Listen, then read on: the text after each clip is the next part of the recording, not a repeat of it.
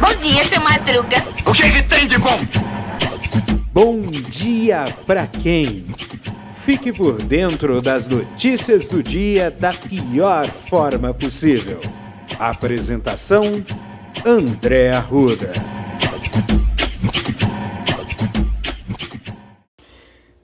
E aí, meu povo, e aí, minha pólvora, sou eu, André Arruda, e esse é mais um Bom Dia. Bom dia pra quem? E finalmente, nesse podcast, em todos esses episódios dessa indústria vital, é a primeira vez que acontece de eu começar um podcast falando do Corinthians, mas falando do Corinthians como uma boa notícia, aliás, uma ótima notícia, né, para os torcedores corintianos, né, que devem acordar hoje com um sorriso de orelha a orelha, porque, bem, o Corinthians ganhou nos pênaltis de forma heróica, né? O Boca Juniors, com duas defesas de Cássio Ramos, né? Eliminou o Boca e vai às quartas de final da Taça Libertadores da América pela primeira vez desde que ganhou o título da Libertadores há 10 anos, gente. Então, assim, foi um feito colossal, porque o Boca Juniors é muito forte em casa e foi, né? Apesar que, assim, o jogo foi muito agarrado, muito pegado e foi uma coisa, assim, que o Corinthians não fez nenhum ataque, né, efetivo contra o Boca Juniors, né? Segurou o Boca, né, porque sabe como é que é. E foi que foi, né? Levou para os pênaltis e eliminou o Boca Juniors, né? E assim, existe uma questão que é sacrifício e espírito, né? Então, quando há um espírito guerreiro, mesmo que você não tenha as devidas condições necessárias para vencer a peleja, mas isso te dá garra e vontade para você vencer, mesmo que você não tenha as melhores opções. Então, um time totalmente desfalcado, com muitos jogadores importantes no departamento médico, né? E assim, eu faço uma crítica muito pesada ao que a CBF faz, né? Porque, sinceramente, tinha que reduzir por causa do ano de Copa do Mundo, da Copa do Mundo ser no final do ano. Tinha que reduzir as datas do campeonato estaduais. Me desculpe, deveria ter reduzido. E aí ficou um calendário apertado, com jogos importantes. Você tem uma ideia, né? Esse jogo do Corinthians, né? O Corinthians ganhou de 4-0 do Santos, desde então jogou 4 jogos, perdeu 1, empatou 3 e não fez um gol sequer, né? Então houve sim uma coisa absurda, né? E isso também penaliza outras equipes brasileiras, tá? Mas o Palmeiras está sobrando. O Palmeiras está sobrando porque tem elenco de sobra, né? Mas você vê, por exemplo, o Atlético Mineiro também se classificou com um placar de 1-0, um placar mínimo, né? Então são coisas aí que precisam ser observadas aí, né? Porque, assim, o Brasil é um país de dimensões continentais, tá? A forma como um campeonato de futebol é conduzido hoje, não dá para você fazer... assim, eu sou muito a favor dos pontos corridos, né? Mas... é difícil você manter tudo isso, né? na condição atual, entendeu? É complicado. Olha só, a CPI do MEC. O Pacheco quer fazer... vai abrir a CPI do MEC, mas depois da eleição. Vai ser... Que palhaço, né? Palhaço. Porque eu não quero... É aquela história, né? Pôncio Pilatos, né? Não dá pra não falar de política, né? Hoje, né? Brincadeira. Seguindo aqui a canção aqui, o Congresso derrubou os vetos do Bolsonaro, né? E aprovou as leis Paulo Gustavo e Aldir Blanc, que são leis de emergência cultural importantes, né? Para manter a questão da cultura, né? Porque foi um dos setores que foi mais atingido, né? Pela pandemia, por causa, evidente, né? Isolamento social, etc. e tal.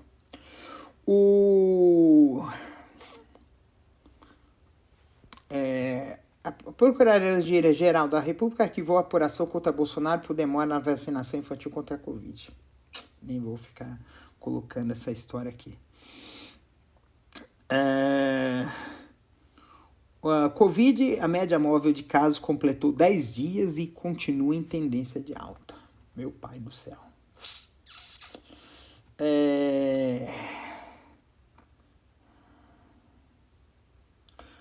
Não, tem um caso aqui interessante. O vereador do PT de Curitiba teve o mandato cassado, né? De forma arbitrária, absurda, né? Protofascista, né? O que fizeram com o cara foi uma perseguição mesmo. Foi um tribunal. O que aconteceu com o Renato Freitas foi um tribunal de exceção, né? E aí a justiça suspendeu a sessão que cassou o mandato de vereador dele, em Curitiba. A decisão é liminar, né? E determina o cancelamento dos efeitos das votações de 21 e 22 de junho. Ele foi alvo de um processo por quebra de decoro parlamentar após participar de uma manifestação pelos assassinatos de Moise Kabagambe, né? E Durval Teófilo Filho, organizada pelo Núcleo Periférico na Igreja Nossa Senhora do Rosário dos Pretos, né? E ele foi alvo de diversas ofensas racistas, e um e-mail atribuído ao vereador Sidney Toado, padre Mouracana, vereador, não é seu lugar, Renato, volta para a senzala, vamos branquear Curitiba e a região sul, queira você ou não, seu negrinho. Isso é racismo. Agora, é engraçado, né? Esse cara fez aí vai dizer que não foi, né? O cara faz uma agressão racista desse tipo e não é punido? E o cara que faz um protesto contra o racismo tem um mandato cassado? Esse ponto também é importante, né? Porque eu acho que eu cheguei a comentar nos 2 podcasts sobre a eleição de 2020, né? Dos impactos da eleição, né? Porque, na verdade, teve reflexos, né? Em cidades que têm um público mais bolsonarista, né? De pessoas bolsonaristas, bolsonarentas, né? Nem bolsonaristas, que ascenderam o poder, que ganharam mandato de vereador, né? Por exemplo, o filho do Bolsonaro lá, se reelegeu vereador, né? Entendeu? Então, assim, o fato de o neofascismo mundial ascender ao poder político em diversos lugares expõe uma fragilidade da democracia representativa, aproveitam essa fragilidade justamente para tornar a democracia representativa ainda mais desmoralizada, para ascender o poder de forma pelo voto, né, com um devido apelo midiático, né, acreditando na descrença, na antipolítica, né, porque o fato é esse: eles ascenderam ao poder graças à antipolítica. Então isso é uma coisa que a gente precisa colocar em voga aí, né? E muita luta aí pro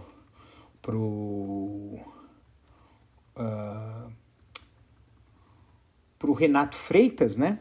Porque vai ser uma luta árdua, vai ser batalha judicial, porque os caras da Câmara Municipal de Curitiba vão recorrer, porque assim. E o ponto aqui, acho que ele também deu uma entrevista, acho que foi não sei se é podcast Quebrada Cult ou se foi em um outro lugar, mas sei que teve uma entrevista que teve a presença do Chavoso da USP, foi aqui em São Paulo, né? E eu ainda não vi, não assisti, eu pretendo assistir para poder ver como é que foi essa entrevista, né? Mas é uma luta antirracista, né? Que a gente precisa travar diuturnamente, né? E outra, né? Voltando àquele assunto Corinthians, né? Teve atos racistas dos torcedores do Boca Juniors, né? 2 vezes na Arena Corinthians. Teve um caso que teve um torcedor detido e na partida de terça-feira passada foram 5. Então, assim, é uma coisa assim escabrosa o que está acontecendo, né? O crime de ódio parece que se tornou lugar comum, né, no mundo, né? Porque, e aí eu digo que o reflexo disso é uma ultracompetitividade provocada por esse capitalismo desgraçado. Às vezes o cara fala assim, mas e se tiver capitalismo, que sobra? Porque realmente os caras vão dizer, não, que sobra. Gente,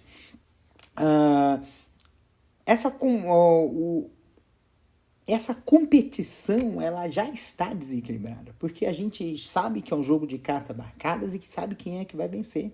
São ricos e poderosos que estão com uma boa grana. E eles influenciam o poder econômico, influenciam o poder político. Você vê aquelas frases, os tweets bombásticos do Elon Musk que fazem decolar ou derrubar a cotação de criptomoedas, de criptoativos no mundo inteiro, mundo afora? Então, são pontos aí que a gente precisa observar, né? Existe sim um processo de manipulação. Esse processo de manipulação ela tem um único intuito, o lucro. E aí vamos pensar. Vamos parar pra pensar nisso aí, gente. Gente, tá tarde pra caramba. Porque assim, eu fiquei muito tenso, né? Por causa do jogo, né? Meu amigo, eu não assisti o jogo porque eu tava nervoso. E aí eu acompanhando só o barulho das pessoas do lado de fora, lá na rua, gritando, né? E eu falei assim, nossa, meu pai do céu, amado. É complicado mesmo, mas assim, o importante é que assim, tudo acabou bem. E essa história de tudo acabar bem, nós vamos encerrar o episódio e falar sobre isso, né? Às vezes a gente pensa, eu sempre costumo alertar as pessoas sobre essa questão do erro fatal. Você falhou e aí você se condena absolutamente porque você falhou. Você se considera indigno, né? Porque tem ainda uma questão muito complexa que hoje está dentro... que hoje muitas pessoas sentem, que é o que a gente chama de síndrome do impostor, né? O que é a síndrome do impostor, né? É uma desordem psicológica, é um pessimismo defensivo, né? Que indica que você é um fenômeno psicológico em que você se sente um fraudador, que você não se sente capaz, que você não se sente... que você está numa determinada posição sem nenhum merecimento. Entendeu? E aí, qual é o ponto que a gente coloca aqui? Porque qual é a relação dessa questão do erro fatal e da síndrome de impostor? Porque muitas vezes a pessoa que é exigido demais que ela não falhe, e ela falha, ela vai se sentir indigna, né? E essa indignidade, ela muitas vezes, ela pode ser exagerada, tá? Ela acaba sendo exagerada, porque você já fez coisas boas antes, já fez outras coisas, já fez feitos, né, antes, e esses feitos são devidamente anulados, invalidados pela falha. E aí a gente fica pensando assim, será? Por que a gente fica pensando nessa questão por que a gente acha que tudo é falhar, né? E aí a gente entende que, acho que eu já falei em episódios anteriores, né, dessa questão da falha, do erro, do defeito. E assim, né, a gente tem que entender que nós somos dignos, que nós somos capazes e que nós podemos fazer coisas, que nós podemos mudar o mundo, nós podemos transformar o mundo, fazer as coisas melhores para si mesmo. E aí você precisa ter essa questão do acreditar em si mesmo, acreditar na sua capacidade. Mesmo que aí você tenha essa competitividade maluca que faça com que a gente se sinta cada vez mais incapaz e pessimistas em relação ao mundo, em relação a si mesmos, para que as coisas se transformem. Não é um falso positivismo, tá? Porque não é a pregação de falso positivismo. É uma reavaliação do seu conjunto de crenças, que às vezes esse conjunto de crenças foram enviesadas por um modelo que te oprime. A verdade é essa. É um modelo, um conjunto de crenças que você tem que foram enviesadas por um modelo que te oprime. É o modelo de você ser bem-sucedido, de você ser rico, de você ter posse, de você ser famoso, de você ser bonito, de você ser tudo. Menos você. Porque muitas vezes, quando você ouve demais as coisas que te pedem para fazer, você perde a sua essência pessoal. E aí é nesse clima que a gente precisa, que a gente coloca aqui, de acreditar em si mesmo, de aceitar a si mesmo e de entender que falhas existem, que erros existem, que desatinos existem, que coisas que desabonem existem. Que eu encerro esse episódio. Esse episódio tá curtinho, né? Curtinho porque, nossa senhora, já são 00:51, já era para estar no 8º nível de sono. E como esse jogo do Corinthians deixou eu tenso pra cacete, ainda a adrenalina tá fervilhando. Então, gente, um bom dia para você. Que essa quarta-feira, esse quartou no quartil, essa quarta-feira no Brasil seja uma quarta-feira de sorrisos ardentes. Um beijo para vocês e cuidem-se. Tchau, tchau.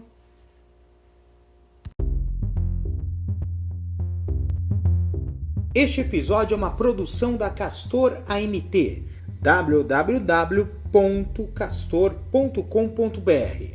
Você pode encontrar este episódio e muitos outros do podcast Castor e seus escapes no endereço anchor.fm/castor ou nas principais plataformas de podcasting: Spotify, Apple Podcasts, Google Podcasts, Overcast, Castbox, Pocket Casts, Radio Public, Stitcher, Deezer, TuneIn, Resso, Amazon Music e Audible. Siga o podcast nas mídias sociais. Os endereços estão na descrição deste episódio.